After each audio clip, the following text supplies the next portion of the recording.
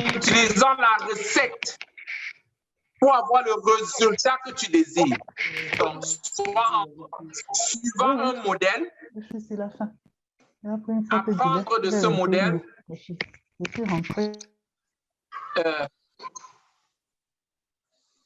en suivant ce modèle pour avoir un autre résultat. Quand j'étais beaucoup plus petit, j'entendais beaucoup de termes, il faut se battre dans la vie. Il faut se battre. Il faut chercher. Il faut... Non. Moi, je ne crois plus trop à ça. Quelle qu'en soit ta force, si tu te mets devant une porte avec un gros trousseau de clés et tu n'as pas la bonne clé, tu peux passer toute ta vie devant la porte et ne jamais entrer. Le secret, c'est d'avoir la bonne clé et où appliquer cette clé. Il faut avoir la bonne clé et savoir où appliquer la clé. Si tu as la clé et tu ne sais pas qu'il faut mettre la clé de la bonne façon, tu ne pourras jamais le faire. J'aime beaucoup raconter, j'aime beaucoup utiliser les histoires pour enseigner parce que chaque histoire nous enseigne quelque chose. L'autre jour, j'ai acheté un bateau qui a le moteur beaucoup plus fort pour utiliser dans mon lac. Et puis, comme la clé avait été modifiée, il fallait mettre la clé upside down. Donc, ça veut dire vers le bas devait regarder vers le haut. Je suis allé dans le bateau avec mon épouse et mon fils Ninche. On a passé 3 heures. Je cherchais à démarrer en mettant la clé de la façon normale. Je n'ai pas pu démarrer. Je ne sais même pas qui m'a dit de... Non, j'ai écrit à celui qui m'a vendu le bateau. Il m'a dit, change la position de clé, ne mets pas la clé de la façon normale. Donc, fais upside down. Et le bateau a démarré. Et le moteur a commencé à tourner. Qu'est-ce que je suis en train de dire? L'information est bien, mais l'information ordonnée donne le résultat dont on attend. Quand je suis parti de l'Afrique pour les États-Unis, je me suis approché à plusieurs coachs. Mais le Life Intervention Coaching, pourquoi nous sommes ici, je l'ai apprise de Tony Robbins. Tony Robbins qui est un coach mondial. Il coach les présidents, pas n'importe quel président. Le président des États-Unis. Il coach les grands athlètes du monde. Il coach l'armée américaine. Il coach les plus grandes entreprises américaines. Il a plus de 103 entreprises qui font jusqu'à $1 milliard de chiffre d'affaires. Ça veut dire que... Pourquoi je dis tout ceci? Parce que si tu veux quelque chose, comme j'ai expliqué tout à l'heure, tu as 2 façons de l'avoir.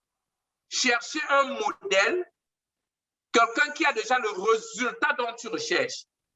Chercher un modèle et le modèle doit avoir le résultat dont tu recherches et puis suivre ce modèle.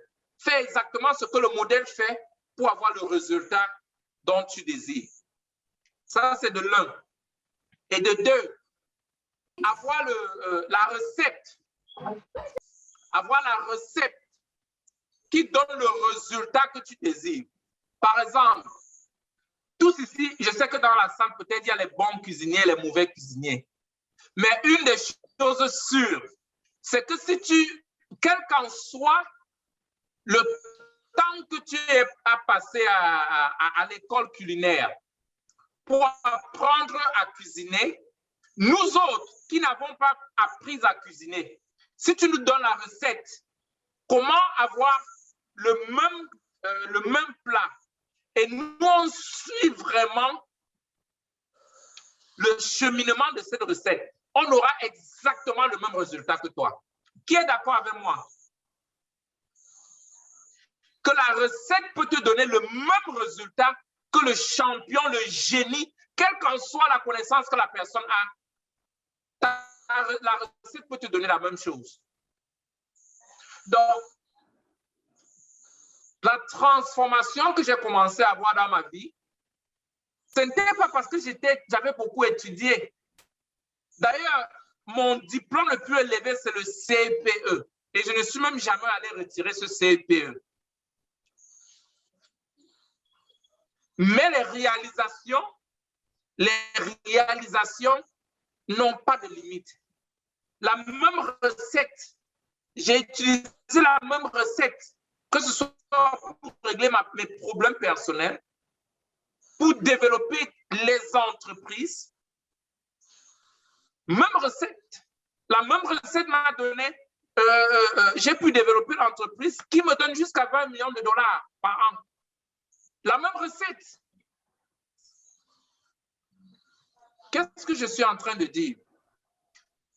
Je suis juste en train de te rassurer que quelle qu'en soit ta position, quel qu'en soit ton niveau de connaissance, quel qu'en soit ce que tu connais ou que tu ne connais pas, si tu vois le boulanger, même si tu n'as jamais fait le pain, il te donne la recette qu'il faut pour faire le pain, tu auras le même résultat que lui. Et c'est ainsi la vie. Et c'est ça le Life Intervention Coaching. C'est ça tout ce qu'on a enseigné durant les 12 mois. Tu n'as pas besoin des prérequis pour avoir des résultats qui sont les résultats qui sont basés sur une application systématique de connaissances. D'ailleurs, avant de commencer aujourd'hui, j'aimerais que quelques volontaires qui sont à l'école, qui ont passé le temps à l'école, qu'ils expliquent certaines choses qu'ils ont apprises et le résultat qu'eux aussi, ils sont en train d'avoir sur le terrain. Quels sont les volontaires qui veulent partager? Peut-être 3 ou 4 volontaires qui veulent partager. Quelqu'un qui a passé l'année à l'école et qui a appliqué. Et il est aussi étonné comme moi de son résultat, de ses résultats. Parce que mes résultats, au départ, j'ai même eu peur parce que je suis africain.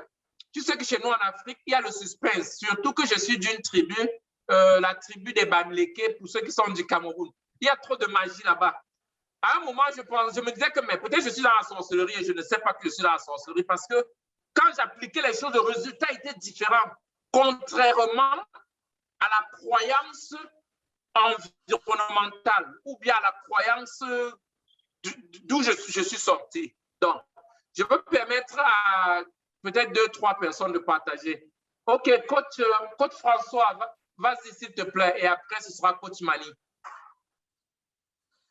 Bonsoir coach Raphaël, bonsoir à tout le monde. Merci pour la parole. Je ne sais pas combien de minutes j'ai. 4 minutes. Merci.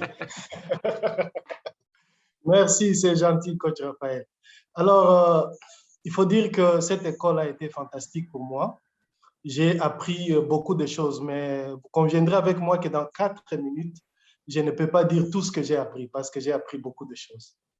Mais entre autres, j'ai appris à comprendre pourquoi les hommes agissent tels qu'ils agissent. J'ai compris les 3 dimensions qui font que les gens agissent. Aujourd'hui, je suis capable de comprendre exactement pourquoi une personne agit de telle ou telle autre façon. Parce que j'ai compris que non seulement il y a les 6 besoins humains qui poussent les gens à agir, mais il y a également leurs croyances, mais il y a aussi les suppositions qui se font sur ce qu'ils observent.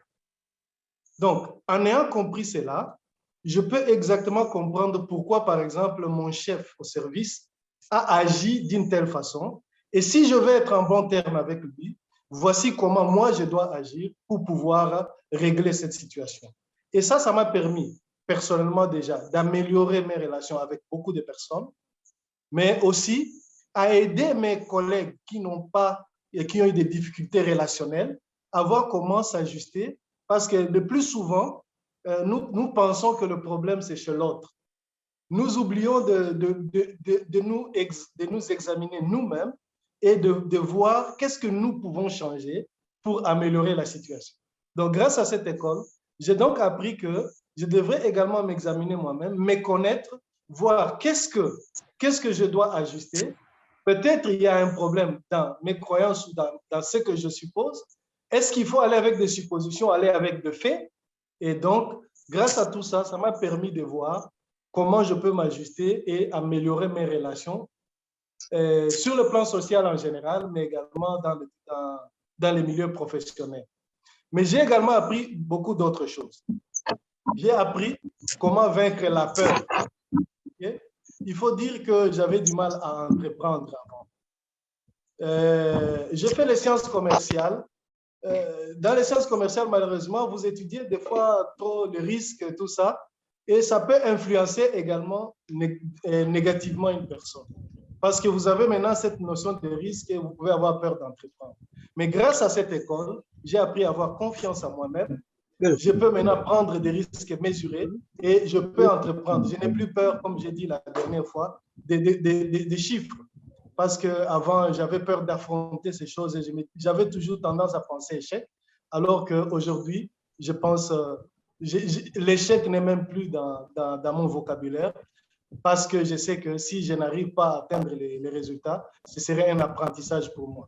Donc, voilà comment l'école de coach, progressivement, m'a amené d'un certain point jusqu'au point où je suis aujourd'hui. Je pense que je n'ai pas fini d'apprendre. J'ai encore beaucoup de choses à apprendre. Je remercie particulièrement coach Raphaël et je remercie cette école pour tout ce que j'ai appris ensemble avec les amis qui me suivent. Merci. Je vous retourne la parole, coach Raphaël. Waouh, waouh, waouh, waouh. Est-ce qu'on peut donner des gros cœurs à coach François? Waouh, magnifique, magnifique, transformation totale. Pour ceux qui ne connaissent pas coach François, il est trop humble. il est trop humble. Tu as combien d'entreprises en ce moment? Je crois 2 entreprises, c'est ça? Oui, coach Raphaël, en ce moment, il y a 2 entreprises. Il y a une qui est en phase de création et il y a d'autres en phase de discussion. Donc, très bientôt, je serai en train de gérer peut-être 4. Wow. Et aussi, tu travailles avec tu travailles aussi avec un organisme international, c'est ça? Affirmatif, affirmatif. Je suis chargé des finances dans une organisation internationale. Wow. Superbe, superbe. Magnifique. Merci, coach François. Je vais peut-être ajouter, je suis aussi actionnaire à iLead. Alors, that's it. Donc, voilà les propriétaires de iLead. Merci, coach François. Coach, le grand coach Mani, vas-y, s'il te plaît. OK. Merci de me passer la parole. Bonsoir, bonsoir à tout le monde. L'école de coach m'a permis de comprendre beaucoup de choses, mais aujourd'hui, je vais exposer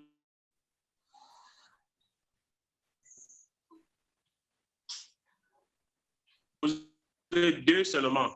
Il y a véritablement les comprendre en profondeur et les appliquer dans la vie. Et deuxièmement, la notion de volume. D'abord, quand je suis entré à l'école de coach, j'avais été choqué de constater qu'un être humain comme moi, en l'occurrence le coach Raphaël, est encore moins âgé que moi, moins éduqué que moi, était en train de réaliser des choses pas possibles dans la vie. Et ce jour-là, j'ai dit, il faut que, même si je ne peux pas le dépasser, il faut que j'arrive à son niveau. Donc, ce challenge-là, je l'ai encore jusqu'à aujourd'hui. Alors, avant d'entrer à l'école de coach, j'étais déjà dans la vie active. J'avais des entreprises, une entreprise qui est basée dans 12 pays. J'avais atteint un certain niveau de vie, j'avais un certain niveau d'éducation, au niveau des diplômes et tout. Mais l'école des coachs m'a transformé totalement. Pendant cette école-là, j'ai compris que je pouvais t'exposer à te connecter à un nombre important et en qualité de personnes réparties dans les 5 continents. En réalité, notre souci généralement en Afrique, c'est qu'on se concentre dans notre petit domaine et on est seul et on pense qu'on va se battre avec nos forces et nos connaissances en s'efforçant à créer nos connexions. Pourtant, quand on regarde les téléphones même des directeurs généraux, même des ministres, ils ont moins de 1000 contacts. Donc, du coup, on se rend compte que quand à 45 ans, il n'a que 1000 contacts dans son téléphone. Donc, j'ai compris que l'école de coach m'a mené à être en contact avec des gens dans le monde entier et je pouvais prester. C'est pour ça que tout de suite, j'ai commencé à appliquer les premières notions et j'ai commencé à prester aux États-Unis où j'ai fait 4 plans marketing pour des entreprises qui sont basées aux États-Unis. Pourtant, je croyais que ma limite était le Cameroun ou l'Afrique centrale. Donc, ça, c'était quelque chose de formidable. Et ce qui m'a encore plus bouleversé, c'est la notion de volume. C'est-à-dire que les affaires que je faisais, je tournais autour de l'unité. C'est-à-dire que le chiffre 1, j'ai une entreprise, même si elle est représentée dans 12 pays, c'est toujours une entreprise. J'ai donc compris que le chiffre 1, c'est le chiffre de la pauvreté, le chiffre de la misère. Il fallait que, c'est-à-dire que si je suis dans un pays, je dois être dans toutes les provinces du pays. Si je suis dans une ville, je dois être dans toutes les communes de la ville ou dans tous les quartiers de la ville. C'est pour ça qu'au jour d'aujourd'hui, 12 mois après cette école-là, au moment où je vous parle à partir de la ville des collines qui s'appelle Matadi. Donc, la semaine passée, j'ai presté à Kinshasa. Aujourd'hui, je suis à Matadi. La semaine prochaine, je suis à Lubumbashi. La semaine d'après, je suis à Goma. Donc, c'est pour dire que je vais faire exactement comme le coach Raphaël. Je vais parcourir tous les pays d'Afrique en train de montrer aux gens le peu que j'ai appris. Et sans l'école de coach, je n'aurais jamais atteint ce niveau-là. Donc, j'invite tous ceux qui sont connectés aujourd'hui de savoir qu'à partir d'aujourd'hui, s'ils décident de contrôler le monde avec le peu de savoir qu'ils ont, avec ce que l'école de coach va leur envoyer, va leur donner, ils vont le faire. Merci. Wow. Wow. Magnifique, magnifique. Merci, coach, coach Mani. Wow, mais je ne savais pas que coach Mani faisait déjà les affaires aux États-Unis aussi. C'est chaque homme qui peut mettre sa barrière. Très, très content. Beaucoup de félicitations. Beaucoup de félicitations. Wow. Super. Coach Madiador, vas-y s'il te plaît. Merci beaucoup, Master Coach. Bonsoir à tout le monde. Merci de me passer la parole. Je voudrais tout simplement dire ici, en faisant de vos propos miens, quand vous parliez du bateau, des clés du bateau, ça me rappelait une histoire personnelle. Quand j'ai acheté ma dernière voiture que j'ai, je suis arrivée chez moi, j'ai garé. Au moment de repartir faire une course, je n'arrivais plus à utiliser la clé. J'ai dû appeler le concessionnaire pour lui demander comment ça se faisait s'il m'avait vendu une voiture gâtée alors qu'elle était neuve. Donc, pour dire qu'on peut avoir un outil, mais si on n'a pas le mode d'emploi, si on n'applique pas le mode d'emploi, on peut aller vraiment à l'envers de ce qu'on attendait. Est-ce que vous pouvez couper vos micros, s'il vous plaît? Merci. En fait, je voudrais tout simplement dire ici qu'à la suite de Coach Mani, que Aïlid m'a apporté beaucoup et je vais commencer par le plan personnel. Le plan personnel parce que j'ai compris avec Aïlid que je pouvais changer la personne que j'étais si je voulais changer la personne que j'étais. Il y a plein de choses que j'avais déjà comprises parce que j'avais été à gauche, à droite dans des formations. Mais ici, j'ai compris qu'il ne faut pas juste se former, qu'il faut appliquer. Qu'il faut appliquer ce qu'on apprend. Et un parallèle qui a été fait depuis que je suis là et qui me parle tous les jours, c'est le parallèle entre le paradis et l'enfer. Je crois que c'est un des premiers parallèles que j'ai entendu de vous, qui disait que le paradis, c'est faire les choses volontairement, sans contrainte, faire les choses qu'on aime. Transformer ce qu'on aime en bonheur quotidien.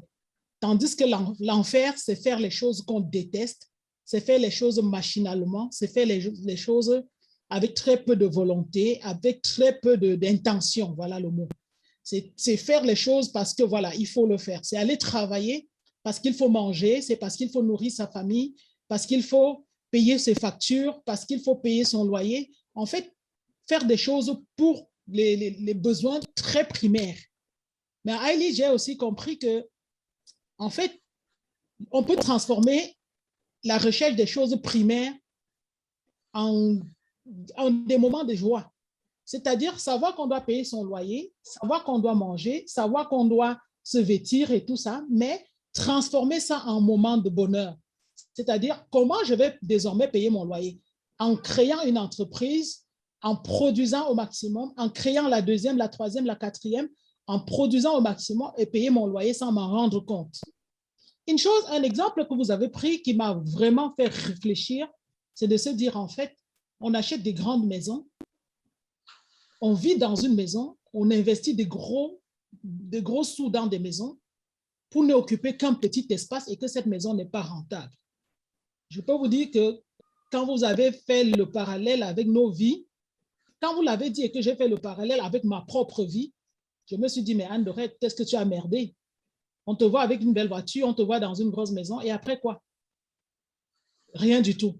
Donc, du coup, ça a changé ma façon de penser. Et j'ai compris aussi avec Hailey que tout se joue dans le mindset. Si on ne change pas la personne qu'on est, si on n'est pas en harmonie avec la personne qu'on est, si on n'a pas confiance en soi, si on n'a pas, si on ne se considère pas comme son premier capital, on ne peut aboutir à rien du tout. Donc, nous sommes notre premier capital et personne n'a le droit de nous imposer certaines choses si nous ne le voulons pas. Personne ne peut, même pas vous, Master Coach Raphaël, vous ne pouvez pas me dire, viens t'installer aux États-Unis, je te donne tout mon ranch et tout. Si je ne veux pas, et si je ne fais pas de ça mien, ça ne m'aidera pas. Et ça, c'est quelque chose que j'ai très bien compris à Hailey.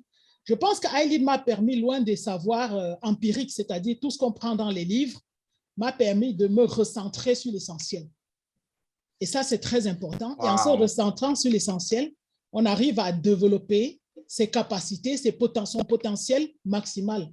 Parce que j'étais toujours convaincu que chaque être humain n'utilisait que 5% de son potentiel, moins de 5% de son potentiel. Mais depuis que je chemine, en fait, depuis que je suis Hailey, puisque j'aime bien le dire, depuis que je suis Hailey, j'ai compris que je peux plutôt faire l'inverse, laisser dormir 5% de mon potentiel et en utiliser 95%. Et j'ai pris cet engagement et je suis en train de cheminer peu à peu. Je suis en train de travailler simultanément. Je travaillais sur beaucoup de projets simultanément, mais pas des projets que je voyais rentables. J'y trouvais de la satisfaction, d'abord personnelle. Mais ici, vous m'avez fait comprendre que dans ce qu'on aime faire, on doit transformer tout ce qu'on aime faire en quelque chose de rentable. Si on aime parler, il faut se faire payer pour parler. Si on aime écrire comme moi j'aime écrire, il faut se faire payer pour écrire. Et ça, c'est quelque chose que j'ai vraiment mentionné. Et pour terminer, je voudrais dire que vous avez dit avec beaucoup d'insistance que nous devons être responsables de nous-mêmes, que nous devons être responsables des décisions que nous prenons, que nous devons avoir des habitudes et joindre nos habitudes à nos actions, que nous devons savoir dire non. Alors là, j'ai aimé quand vous avez dit ça. Parce que moi, je ne disais jamais non. Et ça m'a coûté plus de 450 000 euros parce qu'en 3 ans, j'ai perdu 450 000 euros parce que je ne savais pas dire non. J'avais peur de dire non et qu'on me tue. J'avais peur de dire non, qu'on me blesse. J'avais peur de dire non et de blesser quelqu'un. J'avais peur de dire non et plein d'autres choses. Donc voilà, je voudrais m'arrêter là pour ne pas être très longue et dire à tous ceux qui sont là, je pense qu'il y a pas mal de personnes que moi j'ai invitées aujourd'hui qui sont là, que nous sommes 127 sur cette plateforme aujourd'hui et que chaque personne qui est là aujourd'hui est à sa place et que si chacun de nous quitte sa place, cette place restera libre.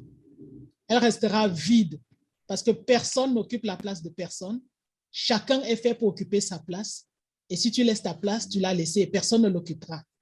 Donc, je vous souhaite tout simplement une bonne session et surtout qu'elle ne soit pas la dernière pour ceux qui arrivent Je souhaite au Seigneur une très bonne continuation, qu'il continue à nous tenir par la main comme ils l'ont fait depuis que nous sommes là, afin de nous transmettre ce que seul Haïli transmet, le savoir collectif, la co-construction. J'aime bien dire ça, parce qu'on construit ensemble.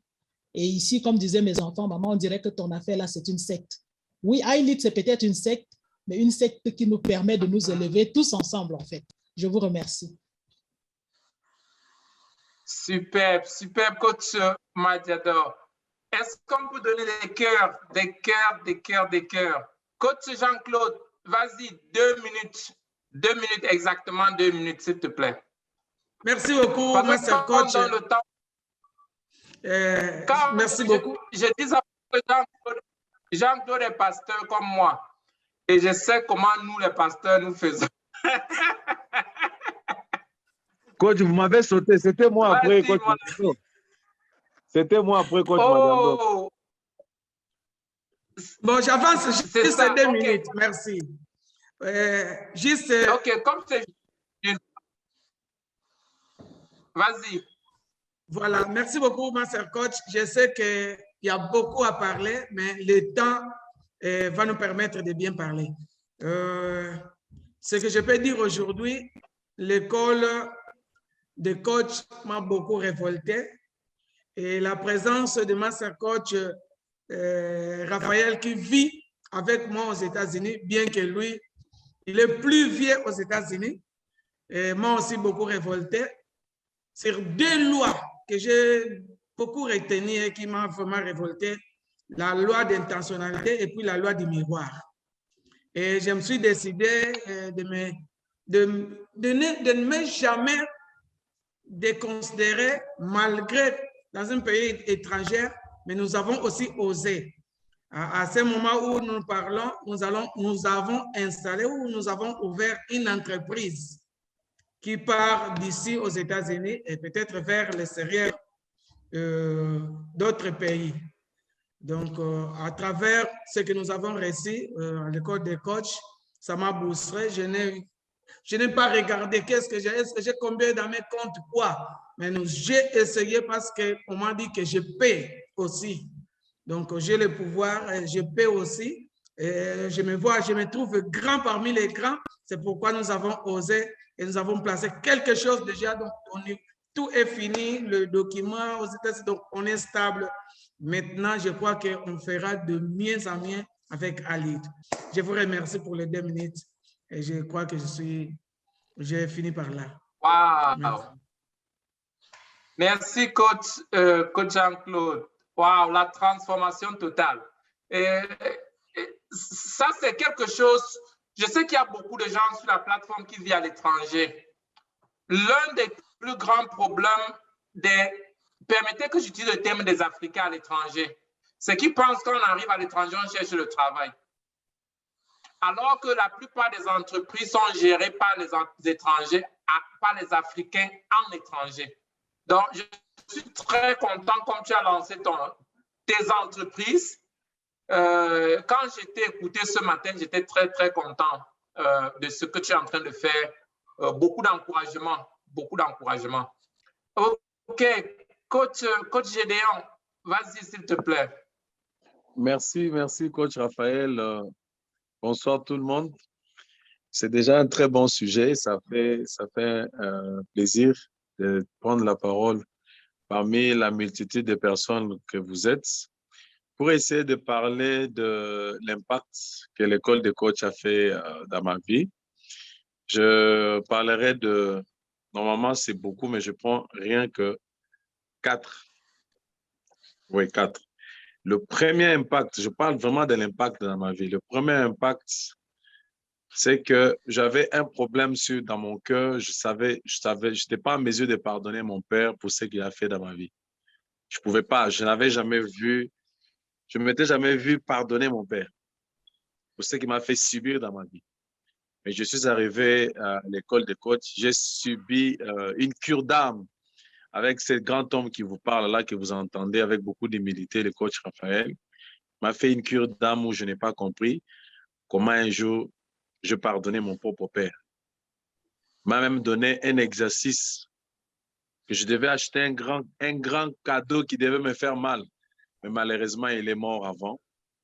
Et je suis resté comme ça avec ce chagrin, mais je sais, je le ferai même à la maman qui est restée. Premier impact. Deuxième impact, c'est la colère. Mon père était un type très colérique. Nous avons tous hérité de la colère de notre papa. Donc moi, c'était moindre pépin, je m'enflamme, je m'énerve. Mais c'est ici que j'ai compris que la colère, d'abord, nous crée une maladie en nous-mêmes. Ça nous tue. Et puis, si ça nous tue nous-mêmes, qu'est-ce que cela fait faire avec les autres? J'ai commencé à faire un exercice où quand je m'énerve, je change directement l'attitude, je commence à rigoler. Donc, de la colère à rigoler. Je ris seulement dans les vides comme ça. Un exercice pas facile, hein? Vous rigolez dans les vides. Mais j'ai vu, ça m'a beaucoup aidé. Et vraiment, sur une échelle de 1 à 10 concernant la colère, aujourd'hui, j'ai maîtrisé la colère à l'échelle de 7. Les 3 là vont partir. Je serai à 10 sur 10 où, bon, je sais que s'énerver, c'est normal, mais pas au point où moi je m'énervais là. Très susceptible. Donc, troisième élément, c'est la capacité de parler comme je vous parle aujourd'hui, les amis. Je ne savais pas que je pouvais vous parler comme ça. J'avais ce talent de parler, de modérer, tout ça. Je ne savais pas. Il a fallu que je rencontre cette grande famille. Aujourd'hui, je prends maintenant la parole au milieu de personnes. Je parle sans gêne. Et puis, ça va. On commence même à me demander si je suis journaliste ou pas. Je ne le suis pas. Je n'ai jamais suivi la formation de journalisme. Mais aujourd'hui, je suis là. Donc, aujourd'hui, j'ai la possibilité de vous parler. Les impacts. Et la quatrième des choses, aujourd'hui, j'ai une entreprise qu'on a créée et je ne pouvais jamais m'imaginer que je pouvais créer une entreprise. Je suis en RDC, avoir une entreprise qui fonctionne en dehors du pays. Jamais. Je suis ici, mais j'ai une entreprise au Cameroun, j'ai une entreprise aux États-Unis. Non, jamais. J'ai appris ça ici. Pour être sincère, honnête, j'ai appris ça ici. Et comment? C'est grâce à la famille Aélite. Je peux avoir quelqu'un d'Aélite qui m'aide là-bas. 4 impacts. Pour ne pas beaucoup parler, sinon on va rester toute la journée ici. Mais voilà mes 4 impacts qui ont fait qu'aujourd'hui, je suis aussi coach. Je suis en train d'encadrer les entreprises. Voilà. Donc, mon mentor, c'est le grand monsieur qui vous parle là. Lui aussi, c'est comme il a parlé de Tony. Moi, je suis derrière lui. Je reçois les miettes de Tony à travers lui. Ah, il est formidable, le coach Raphaël. Que Dieu te bénisse. Merci. Amen. Merci, coach Gédéon. Qui a vu le coach Gédéon pendant l'année dernière? Non, en 2019. Coach Gédéon, moi, je croyais qu'il était nonchalant. C'est d'abord un monsieur grand de taille, loin grand de taille. Mais tu es un témoignage pour toute la communauté et vraiment, s'il fallait que Ali soit créée seulement pour toi, ou l'école de coach, c'est qu'on allait le faire. Beaucoup d'encouragement et beaucoup d'encouragement. OK, sœur Séraphine, vous allez excuser 2 minutes vraiment parce qu'on a une invitée magnifique, très magnifique, et j'aimerais qu'elle ait assez de temps. Donc, on a maximum 5 minutes, donc 2 minutes seulement. Bref, pour qu'on permette à notre invité de nous entretenir. Donc, je veux juste prendre la sœur Séraphine et après, ce sera notre grand leader, Papindala, notre président de la RDC. Bonsoir, coach Raphaël. Bonsoir tout le monde. Que dire? Merci beaucoup pour commencer. Merci à coach Raphaël. Merci à vous, les amis, pour vos témoignages. Aïlid a changé beaucoup de choses en moi. Pour commencer, bon, étant religieuse, on fait des apostolats soit en paroisse. Maintenant, on les fait même online. Comme j'ai toujours dit, dès le premier jour que j'ai appris les 6 besoins humains, je me connais à travers les 6 besoins et puis j'ai dit changer aussi à partir de ça. Malheureusement, l'État nous fait défaut. Et puis, j'ai appris à coacher. J'ai appris à pratiquer les coachings dans cette école. Et comme j'ai toujours dit et j'ai souvent dit, les coachings, c'est l'apostolat fait autrement. Et maintenant, je suis en mesure de comprendre une personne qui me parle, qui a son problème.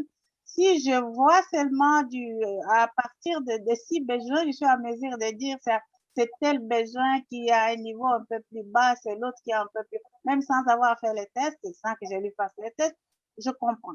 Donc, par rapport au temps, ben, il y a aussi certaines réalisations qui se font.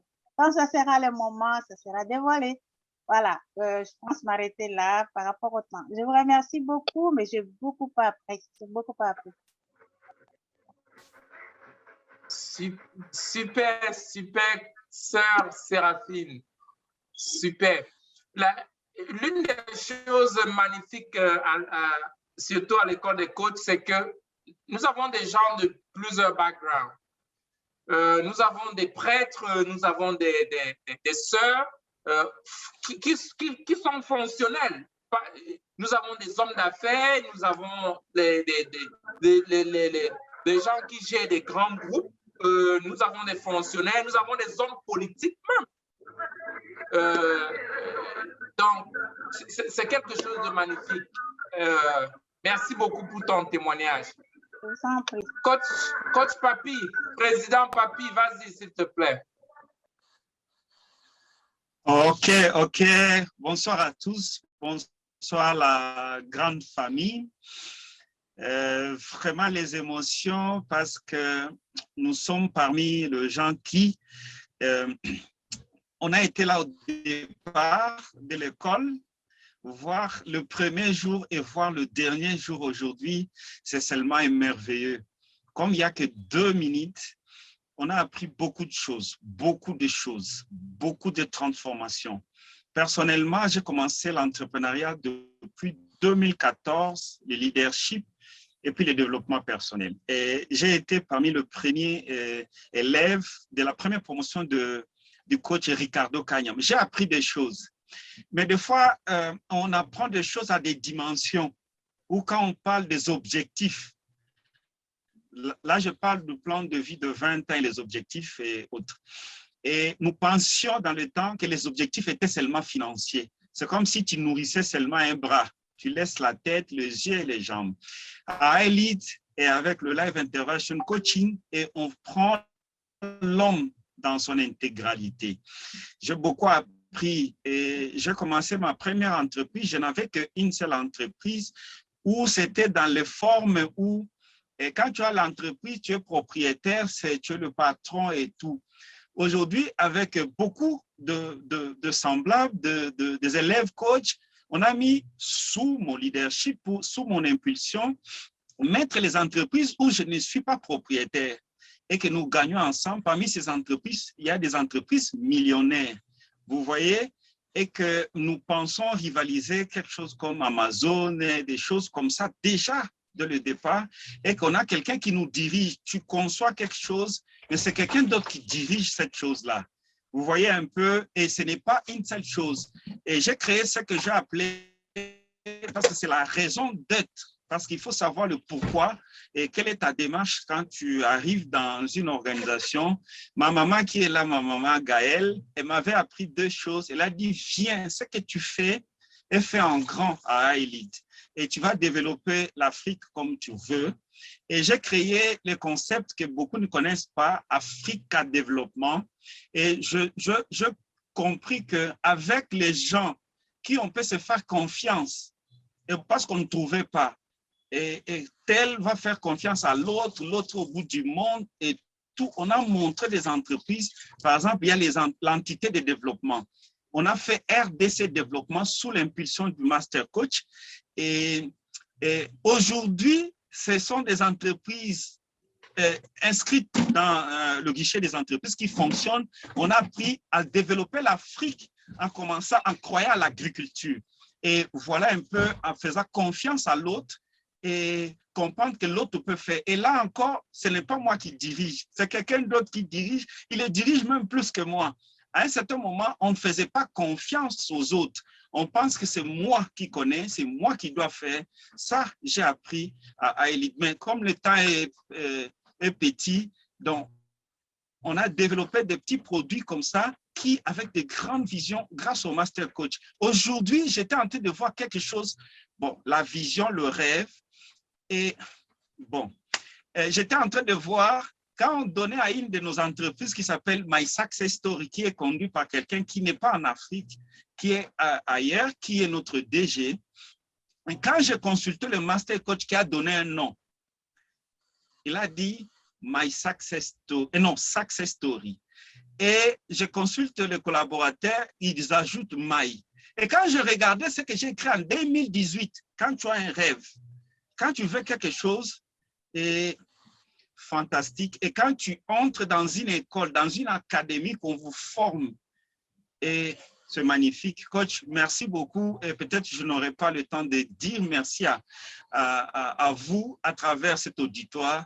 Vous nous avez forgé, vous avez mis le temps. Tous les jours, vous m'avez formé de plus d'un an, à part le Live Intervention Coaching. Tous les jours, j'étais avec vous et je suis toujours avec vous. J'apprends chaque jour et je mesure. Et pour terminer, une des choses, comprendre l'autre, ce sont les mauvaises interprétations qu'on a des autres quand il y a un problème. Nous pensons qu'il n'a pas décroché parce que. Et il faut prendre des choses positivement. Ça, j'ai appris dans cette école. Merci beaucoup. Je m'arrête là. Merci beaucoup. Merci, Master Coach. Merci parce qu'on n'a pas appris seulement du Master Coach par rapport à chacun de nous. Vraiment, j'ai grandi. Merci beaucoup, Coach.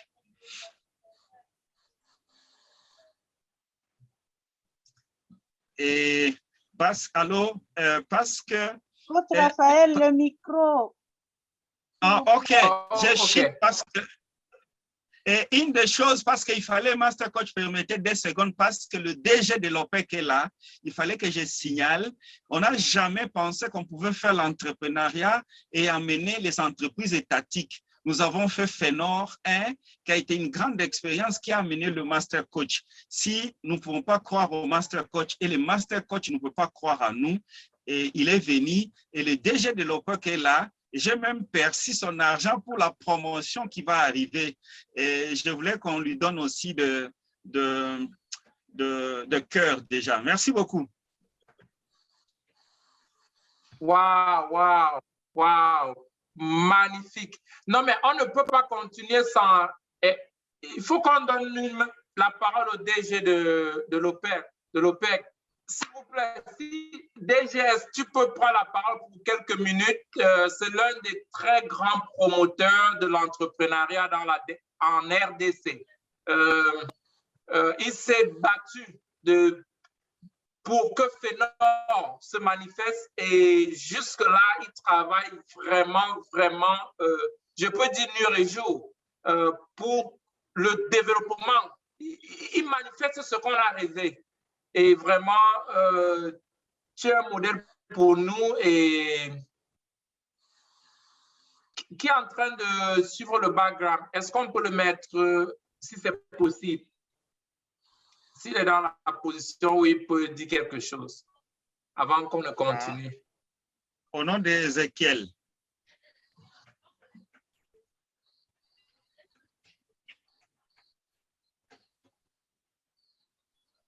Je ne le vois pas connecté. Je ne le vois pas connecté. Je ne le vois pas. OK. Dans tous les cas, à tout moment, ou bien vers la fin, s'il est là, s'il vous plaît, permettez qu'on le reconnaisse. Il est un modèle pour nous. Et non seulement, il y a beaucoup des acteurs, le ministre du Bas-Congo, l'honorable Magloire, beaucoup de membres du gouvernement, tous qui se sont mobilisés pour s'aligner derrière nous. S'il y a une place là où on croit aux gens, c'est à Alit. Parce que la mission de Alit, c'est la réalisation de ta vision. Quand on dit qu'on veut ajouter la valeur, que ce soit à l'école, quand tu viens, c'est pour que ta mission, ta vision se matérialise. Tu as suivi le témoignage de tout le monde. C'est dans la réalisation de leur vision que la vision de Ali se réalise. Merci beaucoup. Bon, sans aller plus loin, Je vous ai dit qu'il y a une grande surprise. Oh, OK, je vois Ezekiel est là.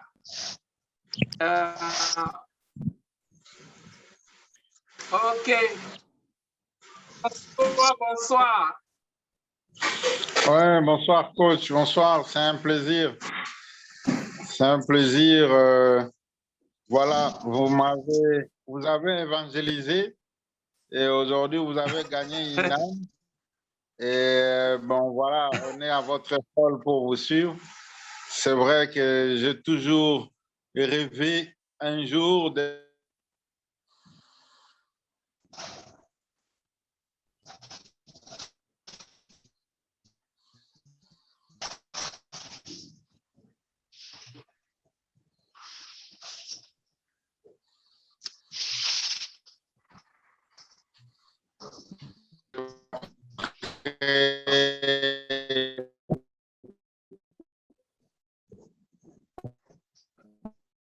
OK.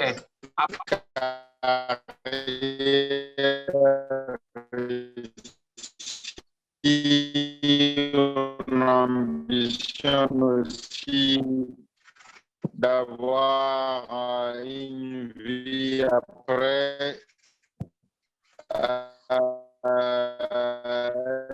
un coach, un formateur, mais à côté de ça, avoir aussi le business, parce qu'on est dans l'entrepreneuriat et nous-mêmes, nous devons le démontrer.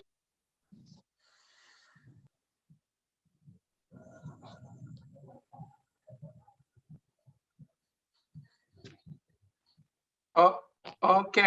Apparemment, on a un peu de discuter pour la communication.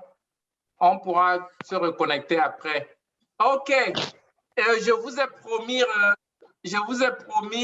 un guest, pas comme tous les restes. Une amie. Je vous ai expliqué que j'ai été formé par celui qui nous a donné la maquette de Life Intervention Coaching, c'est Tony Robbins. Tony Robbins, qui est formateur, pour ceux qui ne le connaissent pas, il forme les présidents américains, il coach les présidents américains, il coach les célébrités, les stars, il est l'un des coachs de l'armée américaine dans le mindset. Il a plus de 103 entreprises qui font jusqu'à $1 milliard de chiffre d'affaires. Donc, c'est de lui qu'on apprend. Notre programme à l'école de Life Intervention Coach, ce n'est pas moi qui l'a créé, c'est Tony qui a créé mot par mot. Je n'ajoute rien. Et c'est exactement ce que j'applique aussi dans ma vie et que j'ai appliqué dans ma vie pour vraiment être là où je suis aujourd'hui. Mais quelque chose de très, très magnifique. J'ai notre guest qui est Jacqueline, qui fait partie de ce que Tony appelle le inner circle. Il appelle les planners, les gens qui sont proches de Tony. C'est pas facile, c'est pas donné à n'importe qui.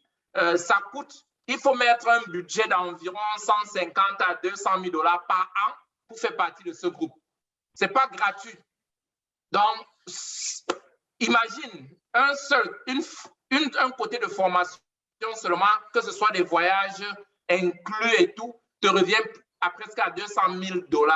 Si tu convertis en CFA, près de 100 millions, 100 millions de francs CFA. Donc, ce n'est pas donné. Coach Jacqueline, c'est quelqu'un c'est une femme elle doit se présenter.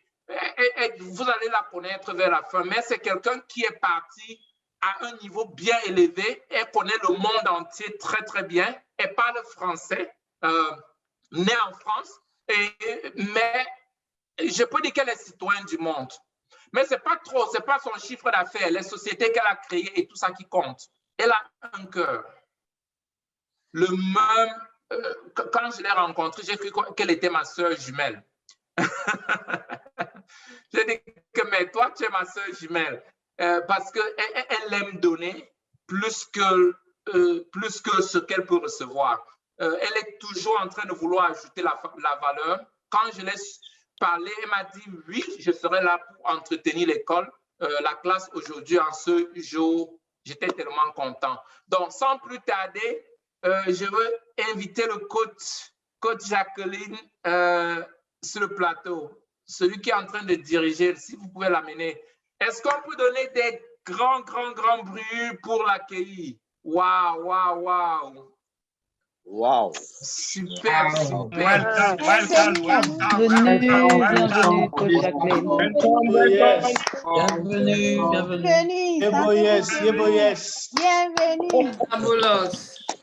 Bienvenue. Merci infiniment pour votre... Bonjour, ou plutôt bonsoir à tous, parce que je pense qu'il est plutôt tard là où vous êtes. Tout d'abord, c'est vraiment un honneur pour moi d'être ici. J'ai écouté certains des... Je suis magnifique les personnes qui sont là, qui contribuent là. Donc, c'est vraiment un bonheur.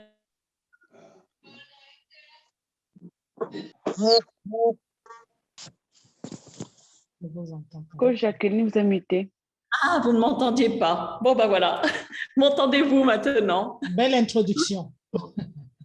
Bon, est-ce que vous m'entendez là? C'est bon? Oui, là, c'est bon. Oui, c'est très bon.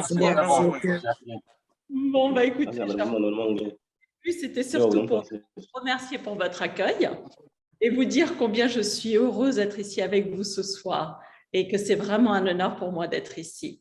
Je me sens extrêmement privilégiée de célébrer cet événement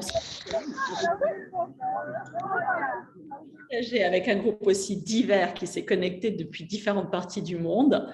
Certaines des distinctions que j'ai apprises au long de mon parcours en tant que citoyenne du monde et entrepreneur. J'espère que vous trouverez dans certaines des leçons que j'ai apprises des outils simples mais puissants qui vous seront utiles afin d'avancer plus vite, plus loin et avec plus de facilité vers l'accomplissement de vos objectifs, tout en atteignant de ce fait une meilleure qualité de vie. Il m'a fallu des années pour réaliser que mes différences et difficultés que je percevais et que j'ai longtemps considérées comme étant un désavantage étaient en fait ma force. Je suis née en France, la 6e de 7 enfants, d'une mère américaine et d'un père espagnol. Nous avons déménagé constamment lorsque j'étais enfant. J'ai vécu en France, en Haïti, en Suisse, en Espagne, aux États-Unis et en Angleterre. Pendant mon séjour aux États-Unis, j'ai étudié à Washington, D.C. et à New York, avant de retourner dans le sud de la France, puis à Londres pour poursuivre mes études. J'ai obtenu mon diplôme d'études supérieures, c'est-à-dire un MBA, d'une école à Madrid, en Espagne. Après, j'ai continué à voyager fréquemment, en explorant le monde, car je suis une avide voyageuse, et en faisant des allers-retours fréquents entre différentes villes européennes où j'ai vécu et les États-Unis. En ce moment, je vis à Miami. Partout où j'ai vécu, je me suis toujours sentie à l'aise, mais jamais vraiment chez moi, car j'étais la somme de différentes cultures. J'avais une apparence différente, un accent différent, et je me comportais souvent différemment par rapport à ce qui était attendu. À l'époque, je voyais cela comme étant un désavantage. Et enfant, j'ai souvent aspiré à sentir que j'appartenais. J'ai perdu des années avant de réaliser que mes différences étaient ma force et que ces différences m'aideraient dans mon succès, car cela m'a permis d'identifier des opportunités, de m'adapter facilement et au final de créer 2 entreprises internationales avec une 3e en chemin. Je suis ravie d'être ici devant vous aujourd'hui pour partager mon parcours et les leçons apprises en cours de route. J'aurais vraiment aimé avoir entendu, appris, compris ou simplement appliqué certains de ces concepts pour mon parcours, car ils m'auraient permis d'économiser tant de temps, d'énergie, de ressources, d'épuisement, de chagrin et bien plus encore. Premièrement, nos différences sont notre force. Elles nous rendent uniques et nous donnent un avantage. D'être multiculturelle m'a permis de choisir ce qui me servait ou pas dans les différents environnements dans lesquels je me trouvais et d'utiliser ces concepts pour mon développement personnel et professionnel. Cela m'a permis d'identifier des opportunités manquées et d'en créer des nouvelles.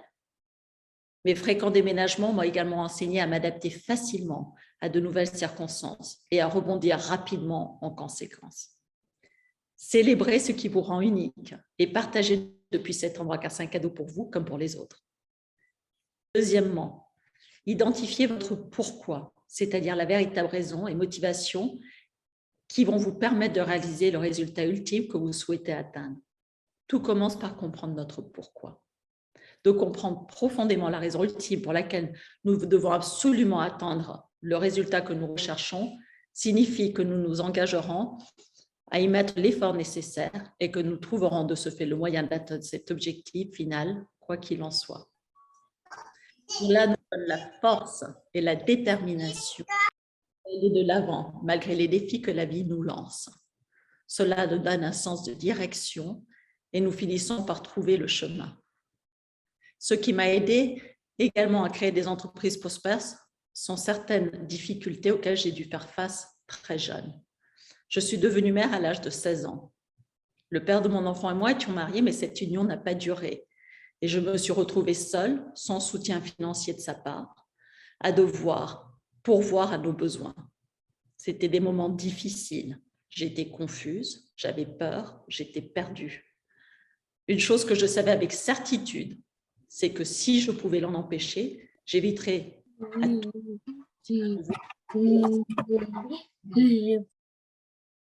Cette période difficile est ce qui m'a motivée à me lancer dans les affaires. Je voulais m'assurer qu'à travers mon travail, mon enfant et moi serions en sécurité et protégés. Connaître mon pourquoi m'a aidé à affronter et à surmonter les difficultés que j'ai rencontrées au cours de mon parcours entrepreneurial. Cela m'a permis de rester concentrée sur mon résultat final, ce qui m'a aidé à relever les défis, et les défis que nous rencontrons tous immanquablement lors de la création et la gestion d'une entreprise. Troisièmement, d'être flexible et adaptable sont, à mon avis, de la plus haute importance.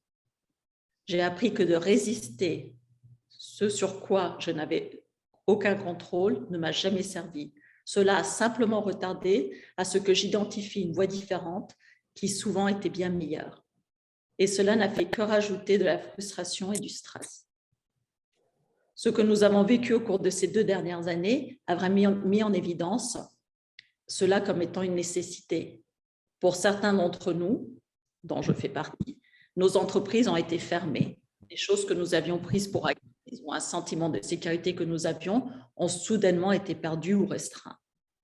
Ainsi, d'être capable de s'adapter et d'offrir peu de résistance aux choses sur lesquelles nous n'avons aucun contrôle nous aide à focaliser notre énergie, à trouver plus rapidement de nouvelles opportunités.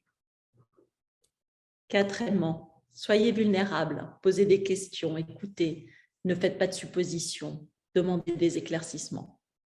Il m'a fallu trop de temps pour comprendre le pouvoir de demander de l'aide et du soutien quand nécessaire. J'aurais économisé tellement de temps et de ressources si j'avais compris cela plus tôt. Pendant des années, j'ai eu du mal à montrer et à exprimer toute vulnérabilité. Je voulais tout faire par moi-même. Je pensais à tort que ce que je ne savais pas faire, je finirais par le résoudre de toute manière. Mais quelle perte de temps cela a été. En cherchant, en demandant de l'aide, que ce soit par l'intermédiaire de coachs, de mentors, de membres de la famille, de la communauté, d'amis, de collègues, nous grandissons beaucoup plus rapidement et nous sommes capables d'accomplir de ce fait tellement plus. Personne n'a toutes les réponses. Et quand nous montrons nos faiblesses, il y a tellement de gens qui sont prêts à nous donner un coup de main, à partager des ressources, à nous donner des conseils, à faire des introductions, enfin toutes sortes de choses afin de nous aider à avancer. Il faut se souvenir également que lorsque nous demandons des conseils, d'écouter. J'ai appris à ne pas faire de suppositions, à poser beaucoup de questions et à toujours demander des éclaircissements en cas de doute. Faire preuve de vulnérabilité est en fait un signe de force et un outil puissant pour accéder à votre succès et ainsi accomplir plus dans la vie. Je vous encourage tous à continuer à rechercher ce soutien qui vous aidera à progresser et à passer plus rapidement au niveau supérieur. Tous les coachs, même les meilleurs, ont des coachs et des mentors pour continuer leur parcours de croissance. Personnellement, je vais certainement continuer à faire cet investissement sur moi-même. Cinquièmement, tirez parti des autres. Assurez-vous de tirer parti des connaissances et des compétences des autres. Mes 2 entreprises sont parties de zéro. Il m'a fallu beaucoup trop de temps pour déléguer et embaucher des employés. Et quand je l'ai fait, j'ai embauché des gens qui étaient comme moi, ce qui n'a pas vraiment aidé. Nous devons embaucher des personnes qui ont les compétences qui nous manquent. Notre tendance, c'est de nous entourer des gens qui nous ressemblent. C'est une erreur. Nous devons embaucher nos faiblesses. Dans tout type de relation, il est important de s'entourer de personnes qui nous complémentent.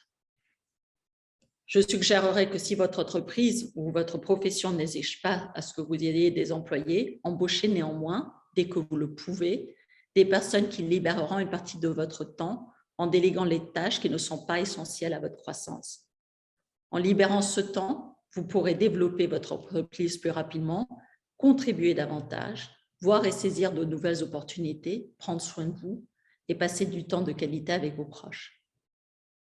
Cela est vraiment essentiel à votre croissance et à votre bien-être. Nous ne pouvons tout simplement pas tout faire, peu importe les efforts que nous y mettions et à quel point nous pensons être indispensables. Sixièmement, récompensez et célébrez vos accomplissements et reconnaissez et récompensez ceux qui travaillent pour vous et qui font du bon travail. Une autre chose que j'ai apprise tout au long de ce parcours en tant que workaholic, mère, épouse, puis femme célibataire élevant des enfants, tout en gérant des entreprises, c'est que si nous ne prenons pas le temps de célébrer nos accomplissements, nous finissons par perdre la motivation et la joie qui nous annonçaient en premier lieu. Faites une pause et récompensez-vous lorsque un jalon est atteint. En tant qu'être ambitieux et déterminé, ainsi que quelqu'un ayant de grandes responsabilités et nombre de personnes dépendantes de moi, j'ai jamais su relâcher. J'ai juste continué à travailler, travailler et encore travailler, tout en étant présente pour les autres, mais ne m'autorisant aucune période de décompression, tout simplement pour me reposer, me recentrer et profiter des fruits de mon travail acharné.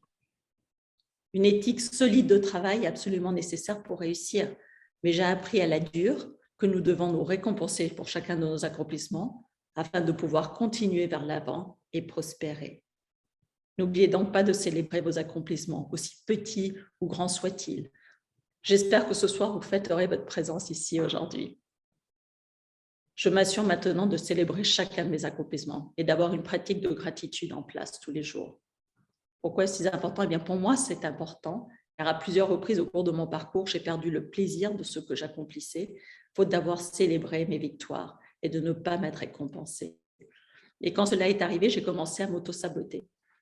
Auparavant, lorsque je terminais une tâche, gagner un nouveau client, ouvrir un nouveau magasin, atteindre un certain chiffre d'affaires, je me disais, OK, et maintenant? Je n'ai jamais pris le temps de célébrer ou d'être heureux. C'était juste tâche accomplie et après, et juste de rajouter de la pression sur moi. J'ai burn-out, c'est-à-dire je me suis totalement épuisée 2 fois en conséquence. Je suis arrivée à un tel point d'épuisement qu'à un moment donné, j'ai juste voulu tout lâcher. Malheureusement, je n'ai pas été une très bonne étudiante à ce niveau-là, car lorsque j'ai créé ma 2e entreprise, j'ai commis les mêmes erreurs. Cette entreprise a connu une croissance exponentielle très rapidement. Et à nouveau, j'ai échoué à célébrer les différentes étapes atteintes, à me reposer et à profiter. En conséquence, j'ai perdu mon élan, une fois de plus, et perdu le point de mire de mon pourquoi. Au lieu de développer davantage l'entreprise, j'ai commencé à la restreindre. Je n'y trouvais plus de joie. Je voyais juste les points négatifs. Et cela était entièrement de ma faute. Je me serais sentie différemment si j'avais pris le temps de me récompenser avec des choses simples, comme un jour de congé, un peu de shopping, un après-midi au spa, des vacances, un dîner au restaurant, dans le but simplement de célébrer ce qui avait été accompli. Il n'est pas nécessaire que ce soit quelque chose de grand, cela peut être une petite chose insignifiante, ou simplement de s'auto-complimenter soi-même, mais quelque chose qui marque que nous avons atteint cet objectif ou cette étape. Cela nous entraîne également à souhaiter notre prochaine petite victoire, ce qui nous permet d'avancer avec anticipation dans la bonne direction. Je vous encourage donc tous fortement à vous mettre moins de pression et à célébrer chacune de vos réalisations et victoires, car elles s'accumuleront et vous motiveront à en faire plus encore. Cela vous propulsera plus rapidement dans votre cheminement vers le succès. Ce qui conduit à prendre soin de soi. Je ne saurais trop insister sur l'importance de vraiment prendre soin de vous et de vous reposer quand nécessaire si vous voulez vraiment être au service des autres. C'est impératif. Si nous nous épuisons, nous n'avons plus la force et la capacité de servir ou d'atteindre nos objectifs. Alors ne le voyons pas comme un acte égoïste, mais plutôt comme ce que c'est, une partie essentielle à notre bien-être et développement. Un autre point essentiel pour réussir est de partager avec honnêteté et intégrité et de toujours fournir les meilleurs produits ou services possibles à ceux que nous servons. Mon cœur et mon esprit ont toujours été en paix, sachant que j'ai toujours fait de mon mieux et fourni les meilleurs produits ou solutions possibles à mes clients. Les gens sont intelligents en plus et ils savent reconnaître et apprécier cela, ce qui crée de la bonne volonté de leur part, de la loyauté, donc plus de ventes. Ils nous recommandent, même lorsque les problèmes surviennent. Passer les atteintes est un moyen sûr d'accélérer votre vie. Enfin et surtout, j'ai appris que l'insécurité est une perte de temps, d'énergie et d'opportunités. Nous nous devons à nous-mêmes et au monde de partager nos dons et de laisser briller. De plus, nous recevons ce que nous donnons. Alors donnez, aimez et mettez-vous en avant. Et enfin, restez constamment curieux, inquisiteur et challengez-vous. Cela vous ouvrira des nouvelles portes et perspectives qui vous aideront à faire face à toute adversité. Donc nous voilà. Voici quelques-unes des leçons que j'ai apprises et des concepts que j'ai appliqués tout au long de mon cheminement vers la création d'entreprises internationales. Et il y en aura beaucoup d'autres que j'aurais pu évoquer. Mais nous avons tous des parcours différents. Et ce sont celles qui, je pense, peuvent nous servir à tous, quel que soit le secteur dans lequel nous travaillons. Je ne dis pas que si vous faites ce que j'ai suggéré aujourd'hui, le succès suivra immédiatement. Nous avons tous notre cheminement et parcours. Ce que je dis, c'est que si vous appliquez n'importe lequel de ces concepts, tout ce que vous visez à accomplir se réalisera plus facilement. Je vous souhaite à tous de prospérer et de devenir des forces imparables pour le bien, tout en profitant pleinement de votre voyage vers l'avant. Merci et félicitations encore à tous. Merci. Merci beaucoup. Wow, exceptionnel. Merci beaucoup. Exceptionnel, exceptionnel. Félicitations. Limpide. Merci beaucoup, coach Jacqueline. Merci. Formidable.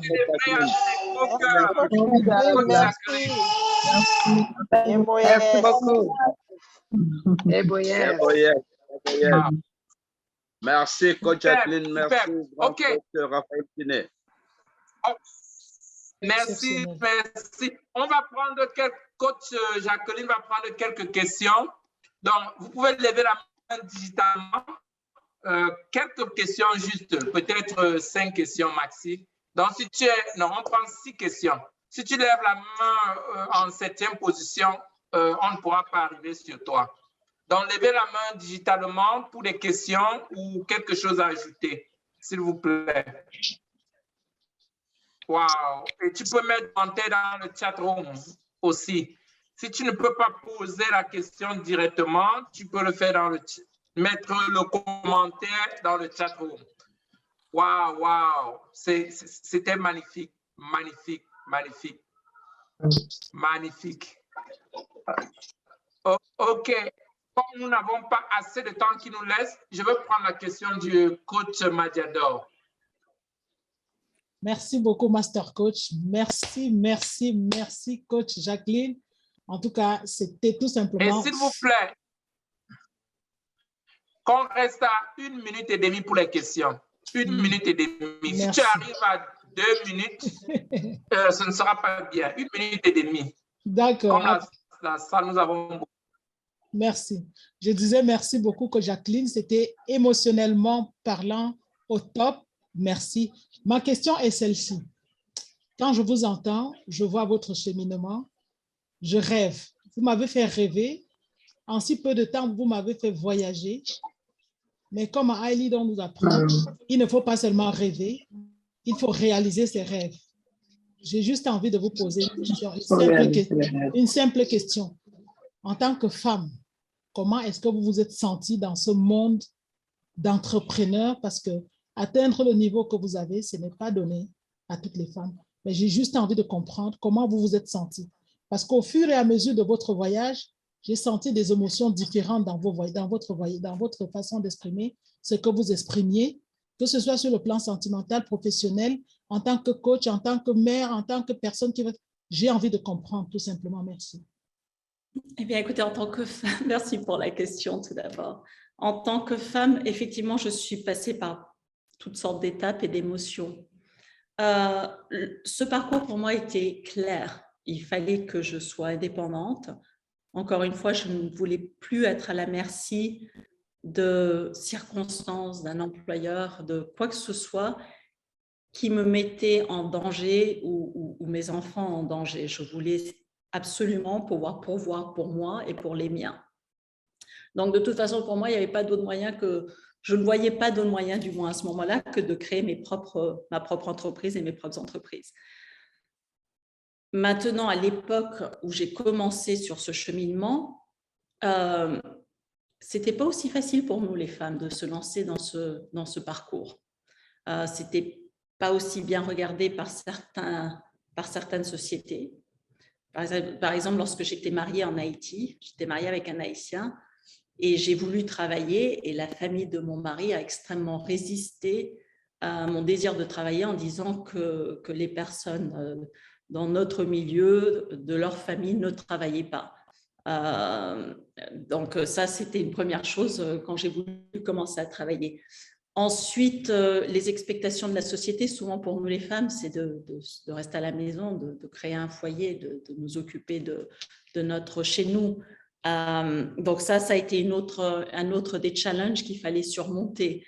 Un autre challenge que j'ai dû surmonter en tant que femme, malheureusement, c'est la discrimination d'être une femme, tout simplement. Donc, quand j'ai créé une de mes sociétés ici aux États-Unis, c'était ma société, j'étais l'unique actionnaire. Et dans un des endroits où je voulais ouvrir un magasin, dans un des malls, qui est un des plus prestigieux malls américains, le propriétaire du mall a refusé de me rencontrer si je ne venais pas avec mon mari. Il m'a dit très clairement, vous n'aurez pas de rendez-vous tant que vous ne venez pas avec votre mari. Mon mari, encore une fois, n'était pas actionnaire dans mes sociétés. Il a fallu que j'attende que mon mari vienne aux États-Unis, parce qu'il était en Europe à ce moment-là, pour obtenir un rendez-vous. Cette personne a refusé de m'adresser la parole. Il a parlé tout le long avec mon mari, qui ne parlait pas d'ailleurs anglais. Donc, les négociations étaient tout à fait surréelles. Il disait quelque chose, je prétendais de traduire à mon mari. En même temps, je disais à mon mari, dis-moi ce qui te plaît pour que j'ai le temps de réfléchir. Et je faisais mes négociations avec l'autre homme comme ça. Donc, ça a été un parcours intéressant, mais nous avons tous des difficultés à surmonter, que nous soyons hommes ou femmes, etc. Donc, en fait, c'est avoir de la détermination, savoir encore une fois notre pourquoi, nous y tenir et aller vers l'avant. Donc, ça, c'était votre première question. Je ne me souviens plus de la deuxième. Il va falloir que vous me rafraîchissiez la mémoire. En fait, merci beaucoup. La deuxième, c'était de savoir si dans le monde de l'entrepreneuriat, je la reformule, si dans le monde de l'entrepreneuriat, on vit la notion de plafond de verre. Et je pense que vous venez là, d'une manière ou d'une autre, de répondre à ça. Et voilà. Mais Dieu merci, de nos jours, les difficultés auxquelles nous avons fait face, j'ai plus de 50 ans, ne sont pas les difficultés auxquelles font face nos enfants. Le monde s'est énormément ouvert. Et de toute façon, si nous refusons de voir ces choses-là comme étant des difficultés, elles ne vont pas l'être. Nous allons rompre, quelles que soient les difficultés que nous percevons, et c'est ce qui est important. Donc, il ne faut pas se laisser limiter. Tout dépend de comment nous décidons d'appréhender une situation, car il y a toujours une solution, il y a toujours un moyen de percer. Merci beaucoup. Merci infiniment et merci à coach Raphaël, à Master Coach de nous avoir permis de vous rencontrer. Merci à vous. C'est un honneur. Merci. Wow. Super. Très, très bonne question. Coach Norbert, vas-y s'il te plaît. OK, merci, bonsoir et grand merci à coach Jacqueline. En tout cas, c'est comme si j'ai tombé des nues là. En tout cas, grand merci et surtout au grand coach Raphaël Djiné. Au fait, ce n'est pas une question que je veux poser, mais je n'ai pas bien saisi le quatrième point sur lequel la coach Jacqueline a parlé. Donc, la précision, je n'ai pas bien suivi ça. Si elle peut reprendre le quatrième point parmi les 6 qu'elle a eu à énumérer. C'est ça, ce n'est pas une question comme telle. Bien sûr, bien sûr. Alors, j'y retourne. Le quatrième point avait à voir avec la nécessité de savoir être vulnérable, de savoir écouter, de poser des questions et de ne pas faire des suppositions. Personnellement, ça m'a vraiment pris. J'étais quelqu'un peut-être de trop fier, en même temps de trop timide, et tout simplement, je n'avais pas réalisé le pouvoir de demander de l'aide lorsque je ne comprenais pas quelque chose ou lorsque j'avais besoin de quelque chose. Ça m'a pris vraiment trop longtemps et ça m'a coûté de l'argent, ça m'a coûté du temps, ça m'a coûté de l'énergie, ça m'a coûté toutes sortes de choses. Il y a tel pouvoir à savoir s'entourer et demander de l'aide, que ce soit avec le coaching, ce que nous faisons tous, que ce soit avec des ressources, avec n'importe quoi. On se rend compte que vraiment les gens, si on leur demande de l'aide, sont prêts en étant vulnérables, dès qu'ils voient notre vulnérabilité en plus. Et c'est quelque chose qu'il faut apprendre à développer, c'est d'être vulnérable, parce que personne n'a toutes les réponses. Les gens sont toujours prêts à venir à notre aide. Et ils vont, au contraire, lorsqu'on est vulnérable et qu'on admet nos faiblesses, vont faire d'autant plus de leur mieux pour venir à notre aide, à nous faire des présentations, à nous donner des ressources, enfin, ce qu'ils peuvent pour venir à notre service. Et ça, c'est magnifique. C'est magnifique. Et en fait, on se limite nous-mêmes si on ne demande pas si on ne se rend pas vulnérable, si on n'approche pas les autres et leur donner cette opportunité de venir à notre aide. Et ça, c'est très beau aussi.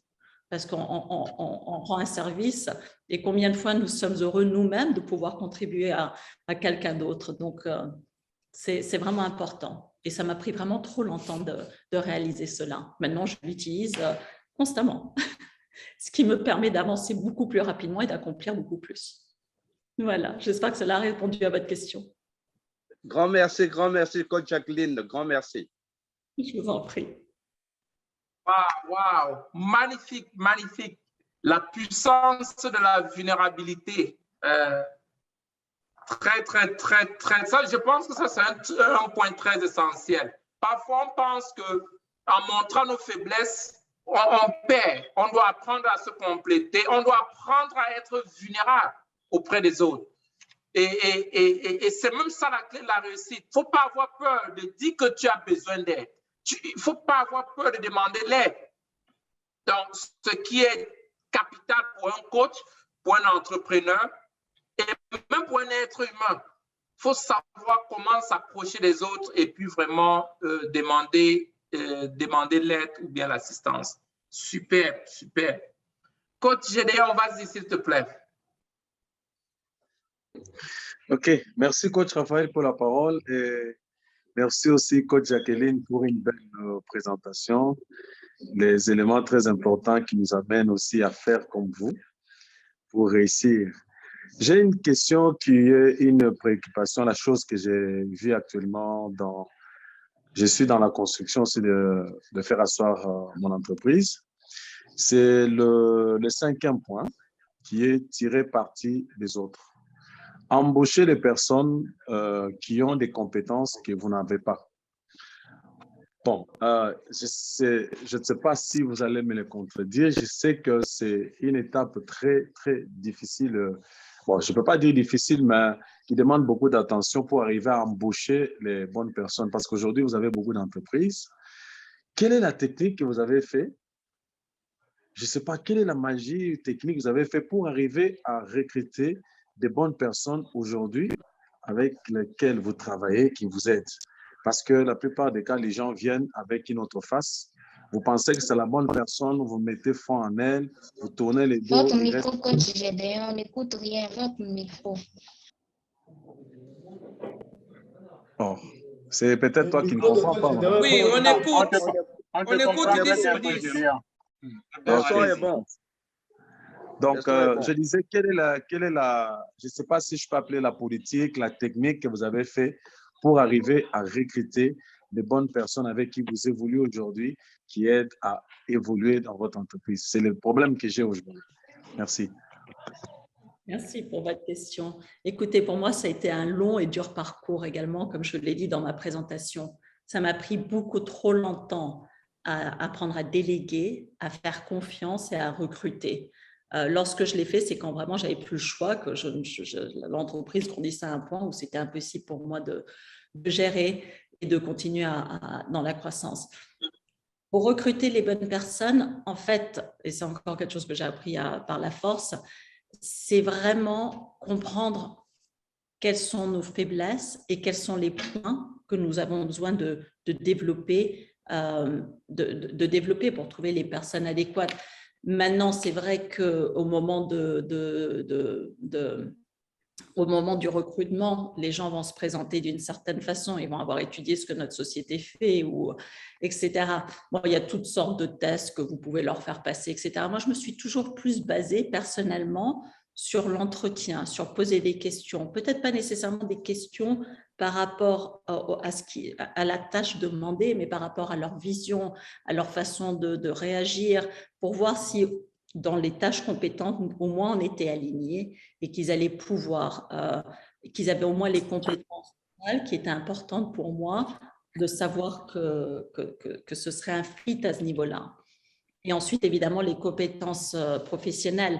Maintenant, il faut malheureusement prendre des références, appeler, essayer de se renseigner ou être prêt, si c'est quelque chose auquel on peut faire un training, à train les gens. Le monde actuel, il est en train d'évoluer tellement rapidement que les compétences d'hier ne sont souvent plus nécessaires aujourd'hui ou sont dépassées, etc. Donc, en fait, moi, ce que je recherche, c'est vraiment de voir l'éthique des personnes, la motivation derrière et ensuite de faire l'investissement dans le training, à part évidemment au niveau des managements, etc., là où il faut des personnes qui ont quand même une certaine expérience, ce qui est vraiment important. J'espère que cela répond à votre question. Oui, merci beaucoup. Donc, avec la phase essai-erreur, je crois que je suis dans les bons aussi. Donc, ça n'a pas été facile comme je l'ai compris. Merci beaucoup, ça m'encourage. Raphaël, voulez-vous rajouter quelque chose à ce sujet-là? Oui, je pense que tu l'as très bien expliqué, quoi. Et puis, tu as même parlé de la puissance de la vulnérabilité. Pour demander que les gens vous fassent confiance, faites-leur confiance. Si tu penses que, si tu aimerais que quelqu'un te fasse confiance, fais confiance d'abord à la personne. Ça doit fait partie de tes valeurs. Selon moi, je me fais confiance. Pour recruter quelqu'un, si tu remplis, si tu remplis les prérequis que j'ai sur place, tu as les mêmes valeurs et tu partages les mêmes valeurs.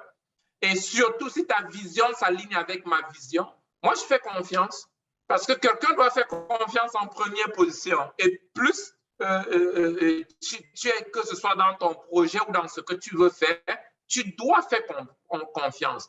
C'est ça aussi, apprendre à être vulnérable. Est-ce que les gens pourront te trahir? Oui. Si tu penses que les gens ne pourront pas te trahir, ça veut dire que tu viens juste de naître. Dans ce monde, les gens vont te laisser tomber. Parfois, toi-même, tu abandonnes les choses. Comment est-ce que tu penses que quelqu'un d'autre ne pourra pas le faire? C'est la nature humaine. Donc, et d'autres choses que coach Jacqueline l'a dit tout à l'heure, il faut créer le win-win. Parce que parfois, les gens deviennent bizarres parce qu'ils se disent, mais attends, moi, je gagne quoi? Je ne gagne rien. Et il faut créer le win-win et apprendre aux gens à voir ce qu'ils gagnent. Et puis aussi, tu auras les gens que, quel qu'en soit ce que tu leur donnes, si tu leur donnes ta main, ils vont te demander la tête. Tu leur donnes la tête, ils vont demander le corps. Donc, c'est aussi ça, quoi. C'est aussi ça. Je pense que c'est pourquoi nous avons une communauté comme celle-ci, pour avoir des gens qui partagent les mêmes valeurs. On doit apprendre à récolter là où on a semé. C'est notre mentalité. On a envie d'ajouter plus de valeur, on a envie de faire plus pour les autres, on a envie de contribuer, d'ajouter. La mentalité n'est pas de prendre. On vient d'abord ajouter. On vient d'abord pour contribuer. Donc, c'est la mentalité qu'il faut avoir. Moi, par exemple, pour mes employés, quel qu'en soit l'employé et quelle qu'en soit sa qualification, je regarde toujours ce que l'entreprise peut faire pour lui et non beaucoup ce que la personne peut faire pour l'entreprise. Cette mentalité déjà change ma façon de voir. Qu'est-ce que je peux faire pour cette personne? Qu'est-ce que je peux faire pour ce coach? Qu'est-ce que je peux apporter de plus? Et non seulement ce que la personne peut faire pour l'entreprise. Donc, cette façon, ça peut t'aider à vraiment sélectionner, permet, ajoute de la valeur aux autres. Et naturellement, de retour, ils t'ajouteront beaucoup de valeur. Très bonne question, coach Gélion. Coach Annabelle. Merci beaucoup, coach Raphaël. Coach Jacqueline, merci pour votre présentation. J'aimerais savoir, dans votre parcours dans le business de la mode, quels ont été vos plus grands défis? Et deuxièmement, avec la crise, quel sera votre conseil pour un débutant? Merci beaucoup. Excusez-moi, mon plus grand défi dans le parcours de la mode et la deuxième partie, j'ai du mal à entendre. Avec la crise du Covid, quel serait votre conseil pour un débutant? D'accord. Parfait. Eh bien, écoutez, dans mon parcours dans la mode, quel a été mon plus grand défi? Ça va vraiment sembler bizarre ce que je vous dis, mais j'étais vraiment pas quelqu'un qui était intéressé par la mode. J'étais quelqu'un qui aimait lire des livres. Donc, en fait, je suis tombée dans un univers qui, en plus de ça, a été l'univers des robes de soirée, de cocktails, de toutes ces choses-là, qui ne me correspondaient pas nécessairement. Donc, pour moi, ça a été un défi de comprendre ce monde-là, de l'apprendre, de l'appréhender. Mais à partir du moment où je l'ai vu, non pas comme un monde que je ne connaissais pas, mais plutôt un produit que j'allais pouvoir, et un service que j'allais pouvoir livrer, tout est devenu beaucoup plus simple et beaucoup plus facile. Et c'est pour ça qu'aujourd'hui, je n'ai aucune peur à appréhender différents produits, services, types de sociétés, parce qu'en fait, il y a une méthodologie dans tout ça. Donc, oui, mon plus grand défi, ça a été ça, c'était de surmonter mes limitations par rapport à une entreprise, un produit, un concept dans lequel je ne me sentais absolument pas qualifiée, d'avoir une opinion, un savoir ou quoi que ce soit d'autre. Et en fait, voilà, c'était faux. Pour quelqu'un qui débute aujourd'hui dans cette période de Covid ou post-Covid, selon comment on veut le voir, quels seraient mes conseils? Bien, écoutez, le monde a tellement changé dans ces 2 dernières années, ce serait donc de faire ce que vous êtes en train de faire, de vous entourer de coachs, de personnes qui peuvent vous mettre dans la bonne direction comme vous l'êtes vous-même, de revoir tout d'une façon différente et nouvelle, de vraiment revoir les choses avec les yeux d'un enfant quelque part, parce que certaines choses se sont finies, se sont fermées, mais il y a tellement plus d'opportunités qui se sont ouvertes, donc de voir dans le monde actuel une façon de faire peut-être quelque chose en s'étant adapté au temps nouveau. C'est ce que je dirais à quelqu'un qui démarre, c'est vraiment de ne pas penser que c'est un désavantage de ne pas avoir, d'être un débutant, parce qu'en fait, ça ne l'est absolument pas. Le monde a tellement changé, il continue à changer tellement vite, que vous avez certainement une perspective que quelqu'un qui est ancré dans ses façons de faire les choses aura plus de mal à percevoir. Donc, en fait, peut-être le fait que vous soyez quelqu'un qui démarre est vraiment un avantage, un atout que vous avez. Et voyez-le comme tel. Voilà. J'espère que ça a répondu à votre question. Raphaël, Wow, c'est juste magnifique. La nouvelle normalité, une autre façon de faire les choses. L'avantage, ce qu'on appelle le unfair advantage. Ceux qui ont fait pendant, je veux dire, ceux qui avaient pris l'avantage dans tous les domaines sur la Terre ont perdu le rang. Et ils sont revenus tous au point de départ. Regardez, les grands magasins d'exposition sont en train de fermer pour aller en ligne. Par exemple, si tu vas en ligne maintenant, vous serez en train de commencer la course tous ensemble. Et je pense que c'est ce que coach Jacqueline est en train d'expliquer. Il y a ce qu'on appelle un fair advantage aujourd'hui. Quelle qu'en soit ta position géographique, coach Gédéon l'a dit, peut faire des affaires pas seulement au Congo parce qu'il est au Congo, peut être au Cameroun, aux États-Unis, en France, en Europe. Et déjà parmi vous, nous avons des coachs qui font des affaires dans beaucoup d'autres pays, alors qu'ils sont en Afrique. Mais qui pouvait imaginer cela? Que tu peux être assis en Afrique et tu gagnes l'argent aux États-Unis plus qu'en Afrique. La nouvelle façon de faire les choses. Le monde a changé depuis les 2 dernières années et c'est en train de changer. Et c'est pourquoi nous sommes en train d'accélérer la nouvelle normalité. Aujourd'hui, nous sommes en train de sortir. Le monde est en train de produire les millionnaires et les milliardaires dans des pays où on ne pouvait pas imaginer. Je suis en train de parler des milliardaires en dollars. Donc, ta localité ne peut vraiment pas te causer un grand frein en ce moment. C'est toi qui peux te poser un frein. Donc, wow, très, très, très bonne contribution. Merci vraiment, coach Jacqueline. Est-ce que tu as quelque chose à dire avant qu'on célèbre ton départ? Non, vraiment, ça a été un plaisir. Un dernier message. Un vrai plaisir de me trouver parmi vous. Encore une fois, je vous remercie à vous aussi parce que vous contribuez également à mon développement, à ma croissance, avec les questions que vous posez, avec toutes ces choses-là. Donc, merci à vous et encore, ça a été un bonheur d'être là avec vous aujourd'hui. Voilà. Il y a une enfant de 10 ans qui a posé une question. Est-ce qu'on peut donner des cœurs pour célébrer le départ de coach Jacqueline? Ah, c'était magnifique. C'était vraiment, vraiment, vraiment magnifique. Merci. Merci pour tout. Merci, coach Jacqueline. Il avait été fantastique. Merci pour la disponibilité. L'émotion était au comble. Merci vraiment. La transmission fabuleuse. Merci. Wow. OK. Encore les senior students, les élèves seniors, ça c'est notre dernier jour en classe. La prochaine session, ce sera pour le graduation. Il y a une liste qu'on a demandé à tout le monde.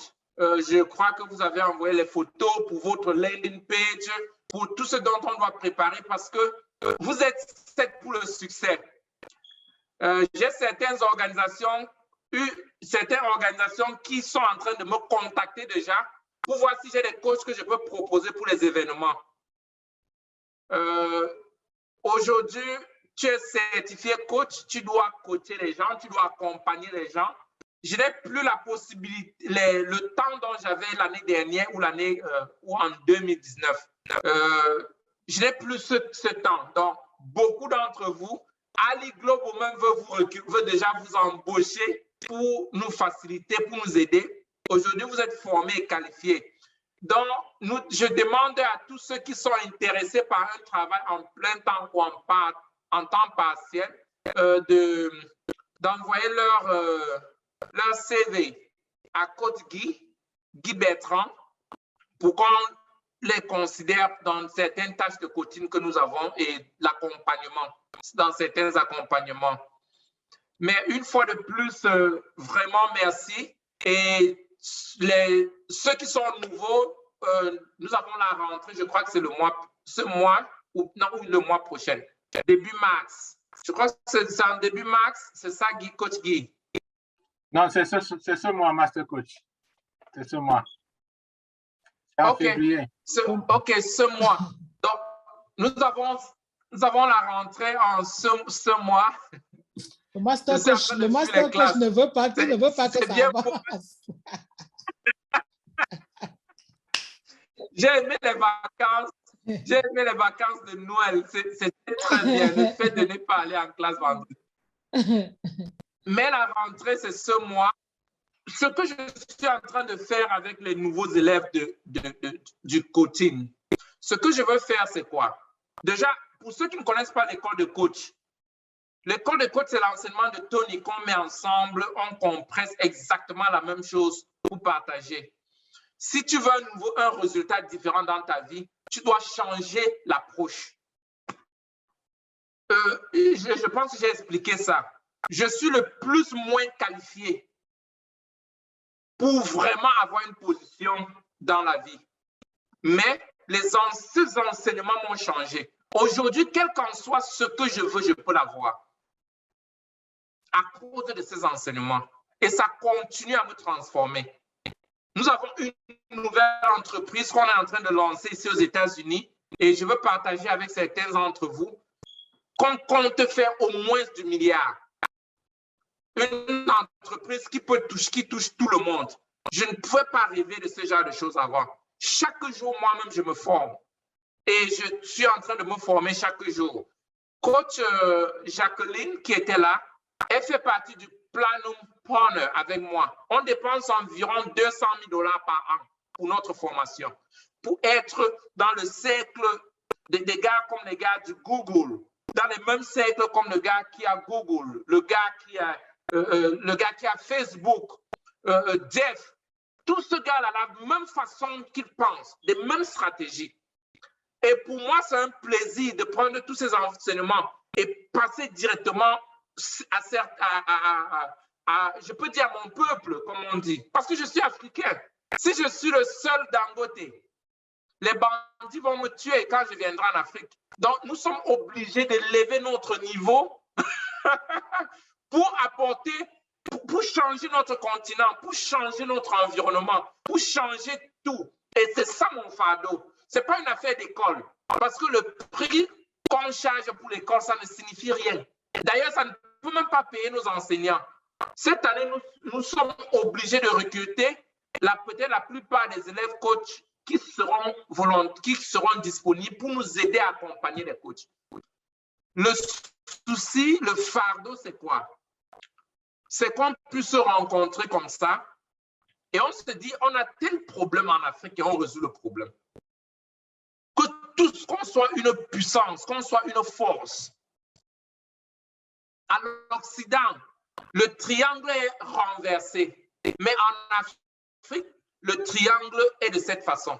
Une personne au sommet et tout le monde en bas. Et c'est ça mon fardeau.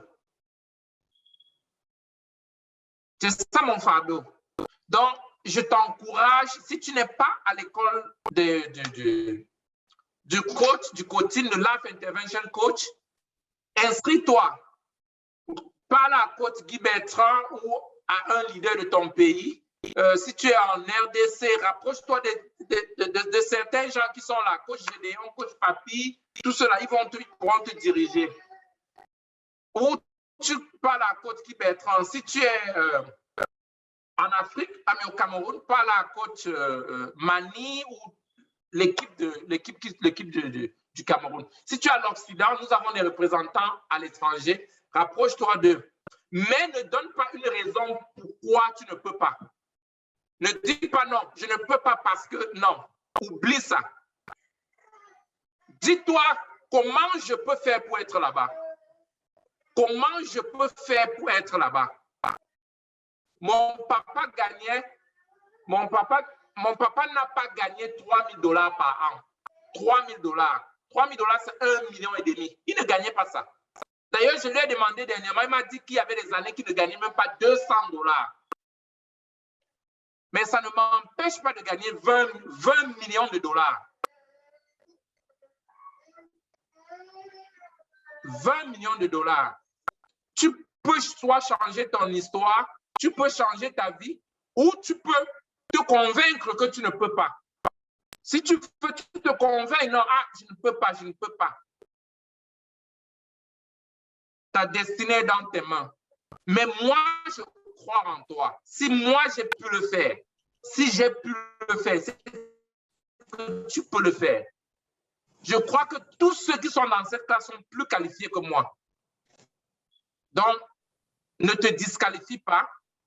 Apprends, transforme-toi. La première des choses que nous apprenons à l'école des coachs de Life Intervention Coach, c'est les objectifs. Qu'est-ce que tu veux dans la vie? Qu'est-ce que tu veux devenir? Qu'est-ce que tu veux? Tout commence par là. Tous ceux qui sont en train de témoigner aujourd'hui, j'ai 2 entreprises, j'ai 3 entreprises. Ce sont les objectifs qui se sont fixés l'année dernière. Voilà ce qu'ils sont en train de réaliser. Tout commence par là. Qu'est-ce que tu veux? Et tu seras très surpris de voir ton résultat. Donc, je t'encourage de t'inscrire. Et cette fois-ci, comme nous avons beaucoup de gens, nous sommes obligés de limiter les places. J'ai un jeune coach qui est en train de pleurer. Donc, nous avons les places très, très, très limitées. Donc, ceux qui vont s'enregistrer en première position, on pourra les maintenir. Mais ceux qui viendront en retard, nous avons les places. Regardez, on a 100 quelque chose, 121 personnes sur la plateforme. Nous avons les Indiens, les Pakistanais, beaucoup d'autres gens qui seront dans la classe cette fois-ci. Donc, les places sont limitées. Donc, vas-y, enregistre-toi le plus tôt possible pour avoir une place. Je ne sais pas combien de places il nous reste. Donc, les places seront vraiment limitées. OK. Et vraiment, je suis très content pour ce que tu as réalisé. Coach Guy pourra communiquer la date du graduation ce mois. Et n'oublie pas d'envoyer ton CV. Si tu fais partie des élèves, nous voulons te recruter avant que ton pays te donne le travail. OK, merci. Bonne soirée. Bonne soirée à tous.